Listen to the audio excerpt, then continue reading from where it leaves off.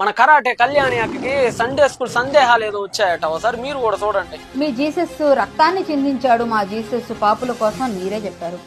ఏ పాపుల్ని రక్షించాడో, ఏం చేశాడో, మీ పాపుల్ని రక్షించాడన్నారు. ఎవరు వాళ్ళు? పేర్లు ఏమైనా ఉన్నాయా? మీ యేసు ప్రభు పాపుల కోసం రక్తం చిందించాడంటారు, పాపుల్ని రక్షించాడంటారు. మరి ఆ పాపులు ఎవరు, వాళ్ళ పేర్లు ఏమైనా ఉన్నాయా అని అడుగుతుందండి. అక్కాయ్, నాకు అర్థం కాని విషయం ఏంటంటే, నువ్వు చెప్పేది అట్టుందో తెలుసా?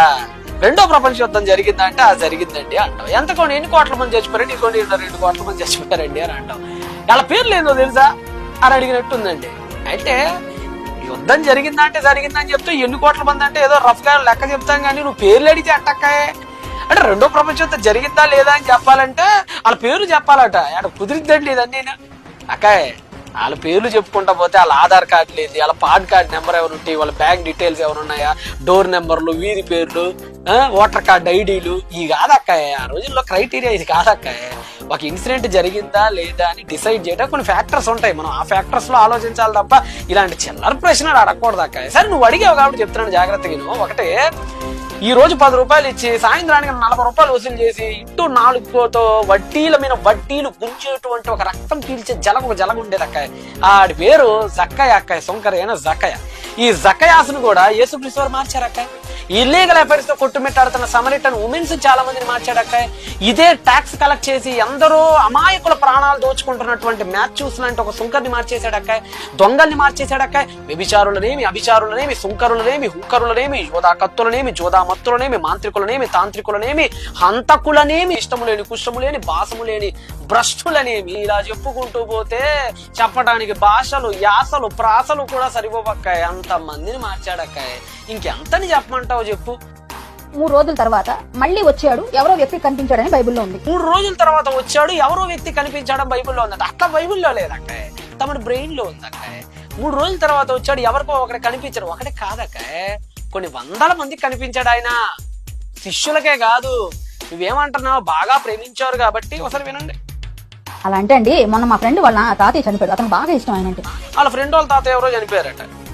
అదే ఆలోచనలో ఉండడం వల్ల ఆయనకి వెంటనే వాళ్ళ తాత 3వ రోజు మళ్ళీ కనిపించాడు. వాళ్ళకి అదే ఆలోచన బట్టి వాళ్ళ తాత 3 రోజులు కనిపించాడట.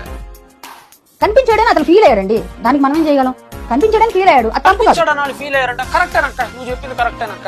తాత కాబట్టి అక్క బాండింగ్ ఉంది కాబట్టి అక్క, చచ్చిపోయిన తర్వాత 3వ రోజు కనిపించాడని ఫీల్ అయ్యాడంటే అర్థం ఉంది అక్క. నీకు నాకు కనిపించడు కదక్క వాళ్ళ తాత. నిజం చెప్పక్క, వాళ్ళ తాత వాళ్ళ మనవడ కనపడతాక నీకు నాకు కనిపించరు కదక్క.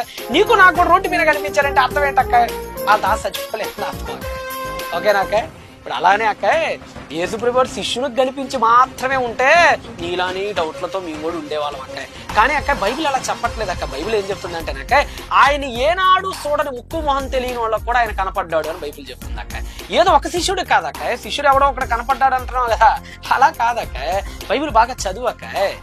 ఇప్పుడు ఫర్ ఎగ్జాంపుల్ అక్క, మార్క్స్ వార్త 16:9 మేరీ మ్యాగ్దలేని కనపడతాడు అక్క. అదే మార్క్స్ వార్త 16:1-8 జాన్ అని కనపడతాడు, మేరీ మదర్ ఆఫ్ జేమ్స్ కనపడతాడు, మేరీ కనపడతాడు, ఇలా చాలా మంది కనపడతాడు అక్క. అంతే కదక్క, ల్యూక్ 24:34 పీటర్ కనపడతాడు అక్క. అంతే కదక్క, ఇదే ల్యూక్ 24:35-36 వరకు 10 డిసైబుల్స్ కనపడతాడు అక్క. అంతే కదక్క, ఇదే మార్క్ 16:12 ఎంఐఎస్ మార్గంలో 2 కనపడతాడు అక్క. అంతటితో ఆగిపోలేదక్క. 1 కొరింథీ 15:5 కేఫాకి అండ్ ఇతర డిసైబుల్స్ 12 మందికి కనపడతాడు అక్క. అంతే కదక్క, ఇదే 1 కొరింథీ 15:6 మనం చూస్తే ఏకంగా ఒకేసారి 500 మంది కంటే ఎక్కువ మంది కనపడతాడక్క. 500 మందిలో కనీసం ఏనాడు వాళ్ళ యేసుప్రభు ముక్కు మొహం కూడా డైరెక్ట్ గా చూసుండ్రక్క.